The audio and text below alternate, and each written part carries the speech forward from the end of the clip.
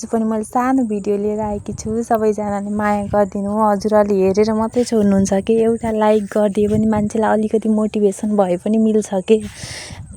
माया गरिदिनु भयो, मैले भोलि पनि अझ राम्रो भिडियो गराउँछु भनेर अलिकति मोटिभेसन भए पनि मिल्छ कि। हजुरहरूले हेरेर मात्रै नछोड्नु न, एउटा लाइक गर्दैमा त हजुरको त के जानी हो र भन्छु कि मैले चाहिँ। अब चाहिँ म रेसिपी बताउनतिर लाग्छु है। सुरुमा चाहिँ मैले तेल खराएर तेलमा चाहिँ जिरा, मेथी, खुर्सानी सबै पड्काएँ अनि आलु रातो पारेर भुटेँ अनि साग चाहिँ केलाई वरि अघि नै राखेकी थिएँ बाटामा। अनि त्यसलाई चाहिँ मैले सागमा चाहिँ त्यो अदुवा मनपर्छ मलाई चाहिँ, अनि अदुवा चाहिँ मैले कोरेसोले कोरेर राखिसकेकी छु अर्को भाँडोमा। अहिले पछि राख्छु यहाँ सागमा पनि। अनि स्वादअनुसार नुन राखेँ। मलाई सागमा चाहिँ बेसार धेरै मन पर्दैन, अलिक गन्ध अर्कै आए जस्तो लाग्छ, त्यही भएर मैले थोरै मात्रै युज गरेँ आफूलाई मनपर्ने जति।